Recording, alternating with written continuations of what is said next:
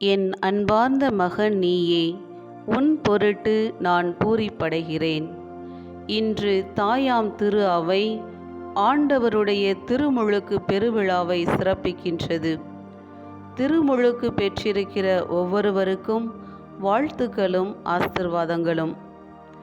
இன்று நாம் புனித மார்க்கு எழுதிய நற்செய்தி அதிகாரம் 1 இறை வசனங்கள் 7 முதல் 11 முடிய உள்ள இறை வார்த்தைகளை தியானிக்க உள்ளோம். அன்பிற்குரியவர்களே, திருமுழுக்கு என்பது அருள் வாழ்வின் நுழைவாயில் என்றுரைக்கிறது நம் தாயாம் திரு அவை. அருளை நாம் பெற்றுக்கொள்வதற்கான நுழைவாயில் என்றால் அது இந்த திருமுழுக்குதான். திருமுழுக்கு நம்மை கடவுளின் பிள்ளைகளாக மாற்றி புது படைப்பாக மாற்றுகிறது. திருமுழுக்கை பெற்றுக்கொள்கிறவர்கள் 5 விதமான ஆசிர்வாதங்களை பெற்றுக்கொள்கிறார்கள். முதலாவது, திருமுழுக்கை பெற்றுக்கொள்கிற நாம் கடவுளுடைய பிள்ளைகளாக மாறுகிறோம். இரண்டாவது, ஆண்டவர் இயேசு கிறிஸ்துவின் மீட்பில் பங்கு பெறுகிறோம். மூன்றாவது, தூய ஆவியாருடைய அருள் வரங்களை பெற்றுக்கொள்கிறோம். நான்காவது, ஜென்ம பாவத்திலிருந்து விடுதலை பெற்று நம்மை நாம் பாவ நிலையிலிருந்து தூய்மைப்படுத்திக் கொள்கிறோம். ஐந்தாவது, அகில உலக கத்தோலிக்க திரு அவையின் உறுப்பினராகக்கூடிய உன்னத பாக்கியத்தை பெற்றுக்கொள்கிறோம். ஆண்டவராகிய இயேசு யோர்தான் நதியில் திருமுழுக்கு பெறுகிறார். யோர்தான் அனுபவம் மிக மிக உன்னதமானது, ஆசிர்வாதமானது. இந்த யோர்தான் லிபானோஸ் என்ற மலையடிவாரத்திலிருந்து தோன்றுகிறது. 2 ஊற்றுகளிலிருந்து இந்த ஆறானது பெருக்கெடுக்கிறது. ஒன்று யோர் என்கிற ஊற்று, மற்றொன்று தான் என்கிற ஊற்று. இந்த 2ம் இணைந்து யோர்தானாக பெருக்கெடுத்து வருகிறது. இந்த ஆற்றை பற்றி பல்வேறு இடங்களில் விவிலியத்தில் அற்புதமான நிகழ்வுகள் நமக்கு கொடுக்கப்பட்டுள்ளது. இயேசுவின் திருமுழுக்கு அவர்தான் கடவுளின் மகன், அவர்தான் தூய ஆவியால் திருமுழுக்கு கொடுப்பார் என்பதை கடவுளும் திருமுழுக்கு யோவானும் மக்கள் அனைவரும் பகிரங்கமாக பறைசாற்றுகிறார்கள். தூய ஆவியார் புறா வடிவில் அவர் மீது இறங்கி வருகிறார். திருமுழுக்கு யோவான் கொடுத்த திருமுழுக்கிற்கும் கிறிஸ்தவர்கள் பெறுகின்ற திருமுழுக்கிற்கும் மற்றும் இயேசு பெற்ற திருமுழுக்கிற்கும் இடையே முக்கிய வேறுபாடு உண்டு. முதல் 2ம் மனமாற்றத்தின், பாவ மன்னிப்பின் அடையாளமான திருமுழுக்குகள்.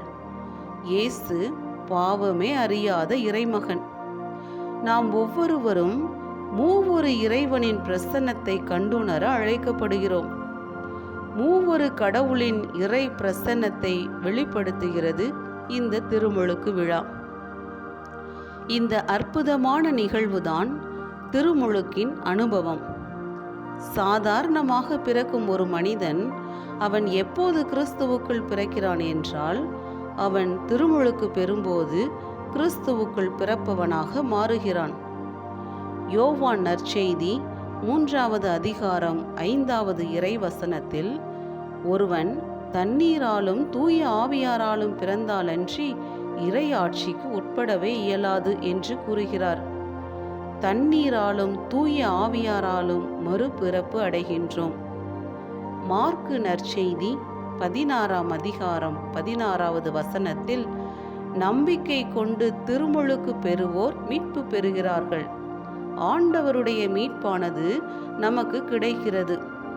ஆம் அன்புக்குரியவர்களே, நாம் திருமுழுக்கு பெற்றுக்கொள்ளும் போது பாவ மன்னிப்பு பெறுவதற்கும் தூய ஆவியை பெற்றுக்கொள்வதற்கும் பெரும் உதவியாக இருக்கிறது இந்த திருமுழுக்கு. புனித தாமஸ் அக்குவினாஸ் இவ்வாறு கூறுகிறார்: ஆன்மீக வாழ்வின் வாயிற்படியாக இருப்பது திருமுழுக்கு. மற்ற திருவருட்சாதனங்களின் நுழைவாயிலாகவும் அமைந்துள்ளது இந்த திருமுழுக்கு என்று குறிப்பிடுகிறார். ஆண்டவர் இயேசு கிறிஸ்துவின் மெஸ்ஸியாவின் வருகையானது அங்கீகரிக்கப்படுகிறது இத்திருமுழுக்கு. பள்ளத்தாக்குகள் எல்லாம் நிரப்பப்படும், மலை குன்று யாவும் தாழ்த்தப்படும், கோணலானவை நேராக்கப்படும், கரடு முரடானவை சமதளமாக்கப்படும். ஆண்டவரின் மாட்சியானது இதன் வழியாய் வெளிப்படும். அப்போது ஆண்டவர் ஆற்றலுடன் வருகிறார். ஆற்றலோடு நம்மிடையே ஆட்சி புரிய இருக்கிறார். அப்போது ஆயனைப் போல மந்தையை அவர் மேய்ப்பார். ஆட்டுக்குட்டிகளை தம் கையால் ஒன்று சேர்ப்பார். அவற்றை தம் தோளிலே தூக்கி சுமப்பார். சினை ஆடுகளை கவனத்துடன் நடத்தி செல்வார்.